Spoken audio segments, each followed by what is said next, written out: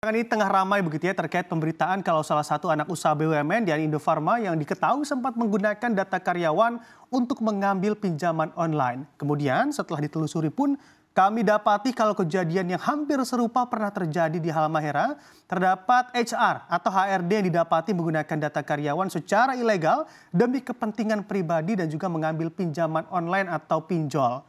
Mengacu hal ini, bagaimana tanggapan Bapak terhadap tren penyalahgunaan data karyawan oleh perusahaan yang bahkan sampai digunakan untuk mengambil pinjol? Pak Aldi, silakan. Ya, di sini kita bisa melihat ya pentingnya untuk perusahaan-perusahaan segera mengimplementasikan Undang-Undang Perlindungan Data Pribadi bagi karyawan-karyawannya. Karena kan memang di Undang-Undang Perlindungan Data Pribadi ini kan memberikan tenggat waktu bagi perusahaan untuk menyesuaikan peraturan-peraturan internal yang mungkin dibutuhkan untuk melindungi data-data karyawannya. Itu dikasih waktu 2 tahun berdasarkan Undang-Undang PDP. Jadi mungkin baru bisa berlakunya secara hukum untuk perusahaan untuk mengimplementasikan undang-undang tersebut di Oktober tahun ini. Tapi itu bisa kita lihat dari banyaknya kasus-kasus yang terjadi, ini perlu dengan segera ya bagi perusahaan-perusahaan untuk mengimplementasikan undang-undang PDP tersebut sehingga data-data karyawan yang memang dimiliki oleh perusahaan tersebut bisa terlindungi dengan baik. Dan juga kalau dari sisi pinjolnya sebenarnya yang bisa kita highlight pentingnya untuk melakukan verifikasi data ya Mas Bram. Ya sebenarnya ini kan juga untuk kepentingan pinjolnya sendiri ya Mas Bram. Karena kan ini kan terkait dengan kemungkinan untuk mendapatkan pengembalian dari pinjaman yang diberi kepada si pinjam. Itu kan jadi perlunya verifikasi data bahwa apakah benar KTP yang diberikan itu sesuai dengan peminjam. Itu sebenarnya penting juga tuh dari sisi pinjolnya. Oke, baik. Kalau kita bicara terkait jerat hukum yang bisa dikenakan kepada para pelaku begitu ya untuk menyalahgunakan data pribadi karyawan ini, baik secara untuk individu atau kepentingan individu dan juga kepentingan perusahaan, apa saja kiranya jerat hukum yang bisa dikenakan, Pak Aldi? Ya, sebenarnya sudah cukup banyak ya, Mas, jerat hukum bisa digunakan bagi si pelaku. Jika kita mau lihat dari sisi pidana, itu ada di Undang-Undang KUHP, di pasal penipuan, itu juga bisa dikenakan pada para pelaku. Juga di Undang-Undang Perlindungan Data Pribadi yang saya bilang tadi, itu juga sudah dijelas atur jerat-jerat hukum apa saja yang bisa dikenakan pada pelaku si pembocor data pribadi ini. Juga di Undang-Undang ITE juga bisa dikenakan, dan Undang-Undang Perbankan jika memang terjadi di lingkungan jasa keuangan ya Mas ya. Itu dari sisi pidana. Kalau dari sisi perdata pun misalnya dari si korban ini merasa ada ditimbulkan kerugian terhadap data pribadi yang hilang atau disalahgunakan ini, itu bisa mengajukan gugatan perdata di pengadilan negeri setempat.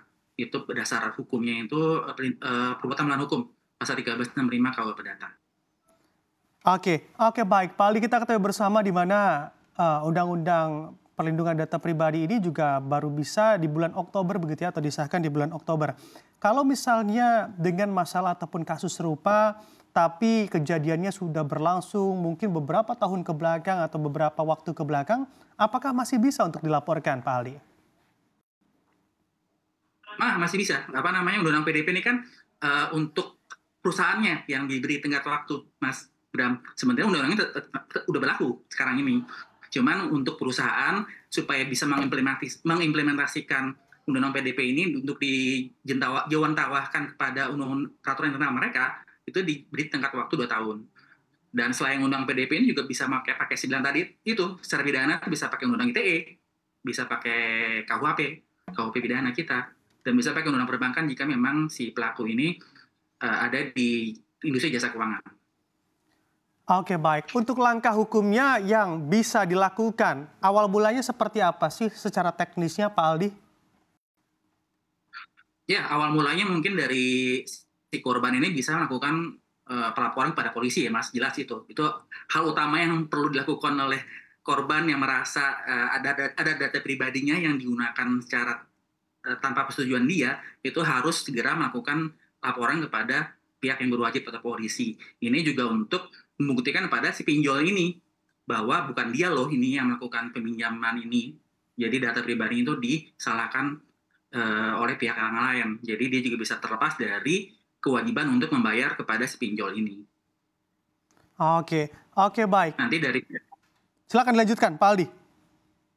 Nanti dari pihak kepolisian itu kan akan ada pemanggilan saksi-saksi, pemanggilan yang lain untuk menelusurkan penyelidikan dan penyidikannya untuk membuktikan bahwa memang ada penyalahgunaan data pribadi oleh para tersangka ini.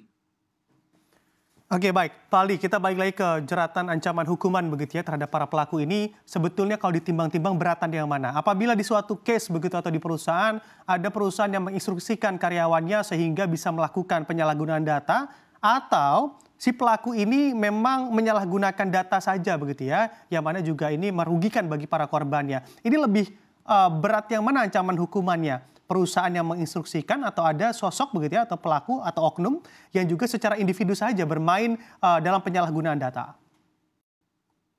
Iya, itu beda ya Mas ancaman hukumannya kalau misalnya memang bisa dibuktikan bahwa korporasi ini yang bertanggung jawab secara penuh, bukan oknum ya Mas, ini berarti perusahaannya yang melakukan tindak pidana, itu tidak ada hukuman ancaman badan, maksudnya tidak ada kurungan atau tidak ada pidana penjara untuk perusahaan. Untuk perusahaan kan ancaman pidananya itu berupa sanksi administratif, bisa bisa pembekuan usaha, bisa pencabutan izin usaha, bisa di perusahaannya bisa dihancur di likuidasi dan juga bisa dikenakan denda. Dendanya ini untuk korporasi jika memang terbukti bahwa korporasi yang melakukannya itu lebih gede memang.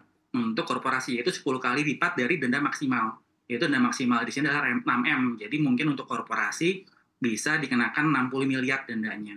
Cuman kalau untuk ancaman pidana penjara itu hanya berlaku bagi perorangan. Jika memang perorangan yang melakukannya, itu ancaman yang terberat ada 12 tahun berdasarkan Undang ITE.